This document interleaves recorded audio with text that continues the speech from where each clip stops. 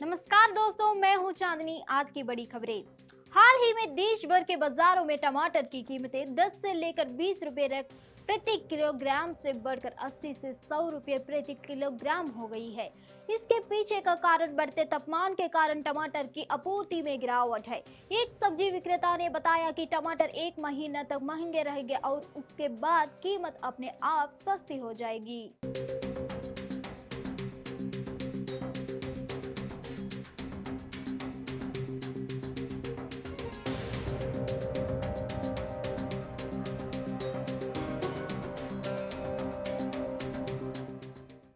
इसका रेट का असर तो बहुत महंगा पड़ा है। मैं एक्चुअली पीजी चलाता हूँ, तो पीजी में हमारा खाना बनता है। तो अब पीजी सब्जी ले गए टमाटर कल को, अब पीजी जब सब्जियों के रेट बढ़ गए तो पीजी का भी हमें जो बच्चों से लेते हैं रेंट मंथली का, उसमें भी हमें थोड़ा रेट बढ़ा। बच्चे कह रहे हैं आ रहे इतना अंकल इतना महंगा कर दिया आपने कमरा। तो ये सब सीधा हमारे जो काम धंधे हैं उससे ही पड़ता है।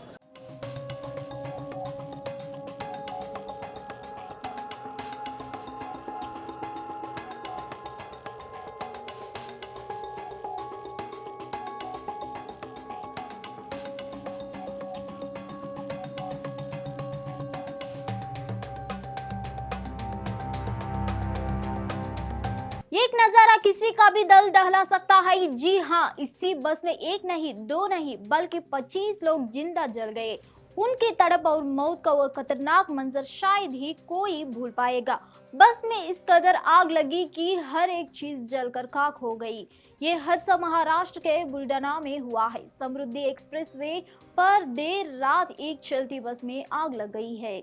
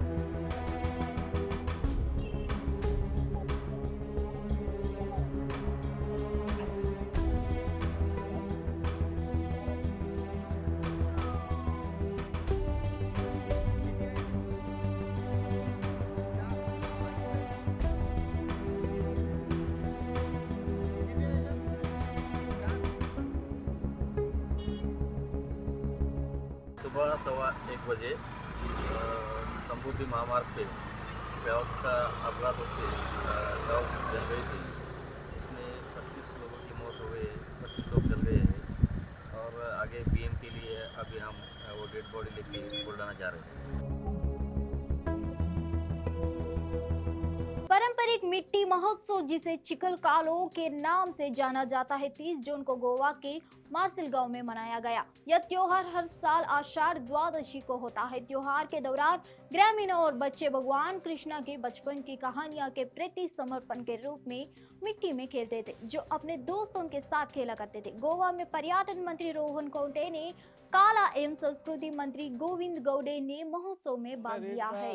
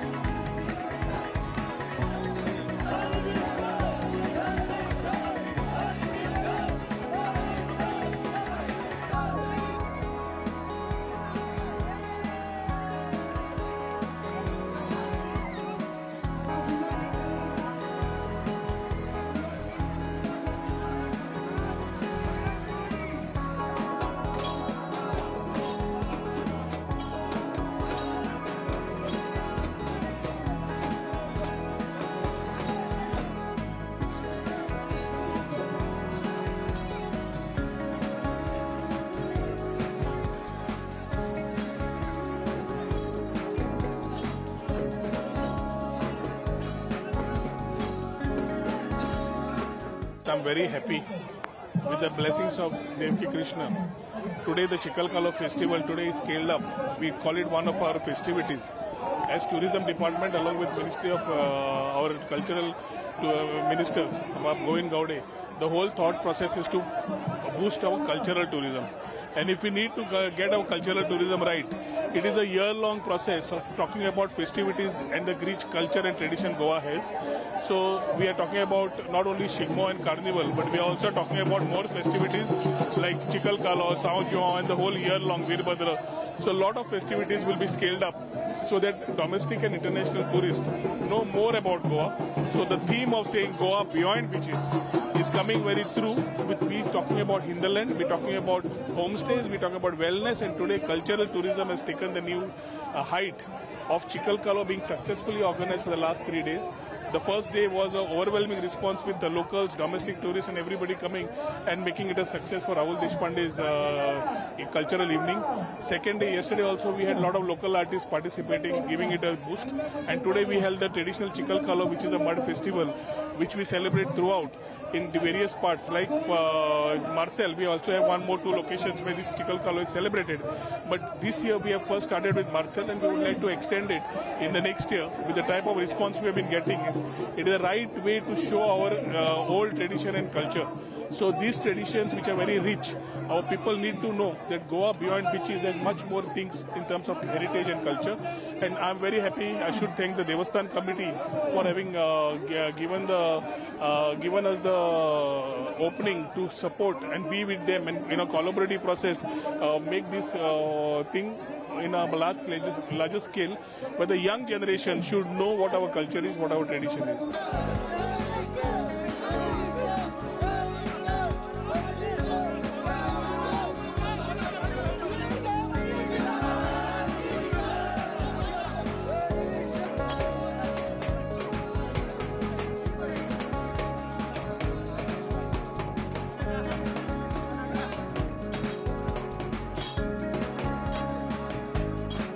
I'm having an amazing time. It's beautiful.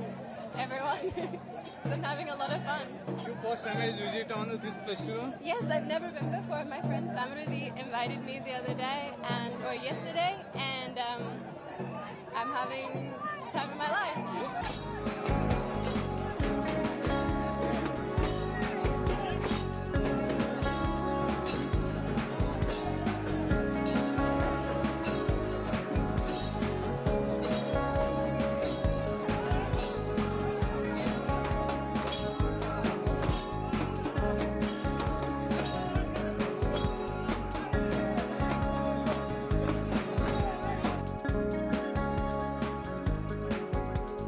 Maharashtra के मुख्यमंत्री एकनाथ शिंदे आज महाराष्ट्र के टानो स्थित अपने आवास के रवाना हुआ।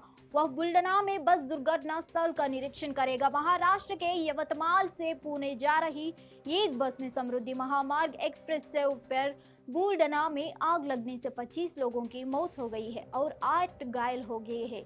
घटना शनिवार रात करीब 2 बजे की है। जो इशू है कि ओवर स्पीडिंग का जो लगता है वो तो इसमें नहीं है। उसका कारंजा से यहाँ का डिस्टेंस है 152 किलोमीटर और उसके लिए उसका जो टाइम है वो 2 घंटे 20 मिनट का है। तो उसके हिसाब से एवरेज 72-73 की स्पीड आती है, तो बस की ओवर स्पीडिंग तो नहीं है। तो फिर सवाल ये है कि जो मिडिल लेन से चलना चाहिए बस वो एक्सट्रीम राइट लेन में आके ये पोल पर पहले धड़क होके फिर डिवाइडर पे कैसे आ गया। तो हमारे पर ये है कि पॉसिबिलिटी हम जो कॉज ऑफ एक्सीडेंट ये कर रहे हैं कि वो स्लिप है व्हीकल की। और जब इम्पैक्ट हो गया इसमें एक डाउट ऐसा क्रिएट हो गया कि टायर बस की वजह से होगा है क्या। तो टायर बस नहीं है, इसका हम कुछ रीजंस देते हैं। अगर टायर बस रहा तो उसके जो छिलके हैं वो कहीं ना कहीं गिर जाते हैं। नींद की क्यों पॉसिबिलिटी लगती है तो उसकी जो अगर ब्रेक मारा एक्सीडेंट के पहले तो उसके टायर इम्प्रेशंस आते हैं, तो वो ब्रेक मारा नहीं ऐसा लगता है और स्लिप के वो एक्सीडेंट हुआ है ऐसा लगता है। पहला पोल पे बाद में डिवाइडर पे, और डिवाइडर पे जब आ गए तो राइट साइड को उसका डीजल टैंक था वो डिवाइडर को हिट हो गया उसमें। और आगे का जो पोर्शन है इंजन का उसमें भी गर्मी रहती है, इंजन हॉट ही रहता है।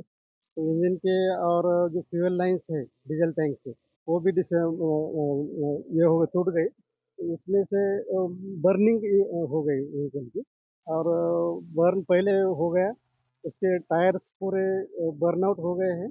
और वो डिवाइडर क्रॉस करके जो 30 फुट का जो ये है डक्ट है डिवाइडर का, तो उसके आगे जाके ये हो गया, पलटी हो गई लेफ्ट साइड पर।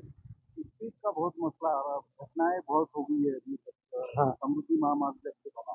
हाँ, तो स्पीड के लिए हमारे काउंसलिंग सिस्टम है। जो व्हीकल्स ओवर स्पीड करके आए हैं, तो उसके लिए जहाँ पर एग्जिट होगा, तो वहाँ हमारे आरटीओ डिपार्टमेंट से काउंसलिंग की जा रही है। काउंसलिंग में हमारे ऑफिसर 4 जगह पर 24 आवर्स है।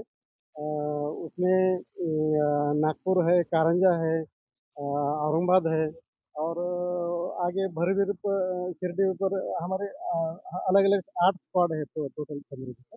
बुलडाना बस दुर्घटना पर मीडिया कर्मियों से बात करते हुए महाराष्ट्र के उप मुख्यमंत्री देवेंद्र फडणवीस ने संज्ञा किया कि महाराष्ट्र सरकार मृतकों के परिवार को 25 लाख रुपए देगी और जांच जारी है। इसके अलावा उन्होंने कहा कि समृद्धि हाईवे पर बस घटना का कारण सड़क निर्माण नहीं है। समृद्धि महामार्ग पर एक बहुत ही दुर्दैवी इस प्रकार की घटना हुई है। कल एक ट्रैवल्स की बस देर रात या सुबह वो बस एक पुलिये से टकराई और उसके बाद उसके डीजल की टंकी फूटने से उसमें आग लगी और 25 लोग वहां पर जलकर उसमें उनका मृत्यु हुआ है। बहुत ही दुर्दैवी इस प्रकार की घटना है। 8 लोग निकल पाए, ड्राइवर भी निकल पाया, क्लीनर भी निकल पाए, इसलिए वो बचे। लेकिन जो लोग बस से नहीं निकल पाए, ऐसे लोगों का मृत्यु हुआ है। मैं और माननीय मुख्यमंत्री जी अभी वहां पर घटनास्थल पर जा रहे हैं। मुख्यमंत्री जी ने जिनका मृत्यु हुआ है उनके परिवार को 25 लाख रुपए का मुआवजा देने की घोषणा की है। जख्मियों का उपचार जो है वो भी सरकार की ओर से किया जाएगा। एक बहुत ही भयंकर इस प्रकार की घटना है। इसकी जांच भी हम लोग कर रहे हैं, इसके कारणों की जांच भी कर रहे हैं। जो लोग जिनकी मृत्यु हुई है उनके परिवार के साथ हमारी संवेदनाएं हैं। सर, जिस तरह से 25 लोग जल के ये हुए हैं सर, कहीं ना कहीं उनकी शिनाख्त किस तरह से की जा रही है, क्योंकि आपने बताया कि पूरी तरह से बॉडी बर्न हो गई। देखिए, अभी अगर कोई मार्कर्स के द्वारा उनके घर के लोग उनकी शिनाख्त कर पाते हैं तो फिर बॉडी उनको सौंपी जाएगी। लेकिन अगर ये शिनाख्त नहीं होती है तो फिर डीएनए टेस्टिंग जैसी भी चीजें करनी पड़ेगी। सर, हमने देखा कि पहले भी इस तरह के इंसिडेंट हो चुके हैं समृद्धि महामार्ग पे, तो कहीं ना कहीं सरकार को ज्यादा अलर्ट रहने की जरूरत है, या फिर कुछ अलग स्मार्ट सिस्टम की आपने बात करी। अजीत पवार ने भी एलिगेशंस लगाए कि रोड सेफ्टी का जो है इशू बहुत बढ़ते जा रहा है, कंस्ट्रक्शन जो है वो सेफ नहीं है समृद्धि महामार्ग। देखिए, समृद्धि का कंस्ट्रक्शन तो बिल्कुल सेफ है, उसमें कंस्ट्रक्शन में कोई प्रॉब्लम नहीं है। क्योंकि अभी तक जितनी घटनाएं हुई है, इस किसी भी घटना में रोड के कंस्ट्रक्शन का प्रॉब्लम सामने नहीं आया है। कई ह्यूमन एरर आया है, कई व्हीकल एरर सामने आया है। तो इसलिए रोड कंस्ट्रक्शन पर इस प्रकार से बोलना तो ठीक नहीं है। लेकिन मैं इतना जरूर कहूंगा कि अभी हम लोग वहां पर स्मार्ट सिस्टम लगा रहे हैं, कैमरेज के माध्यम से उसका मॉनिटरिंग भी हम लोग कर रहे हैं। और ऐसी भी सिस्टम लगा रहे हैं कि हम लोग जो भी डिजायर्ड जो स्पीड है उससे ज्यादा स्पीड से जो लोग चल रहे हैं उनको अलर्ट दे सके, उनको हम रोक सके, उनको इंटरसेप्ट कर सके। ऐसी चीजें भी इस स्मार्ट सिस्टम में हम लोग लगा रहे हैं। लेकिन जब तक ये सिस्टम इन प्लेस नहीं आती तब तक हम लोगों को ह्यूमन इंटरवेंशन ही करना पड़ेगा और हम लोग उसका जरूर विचार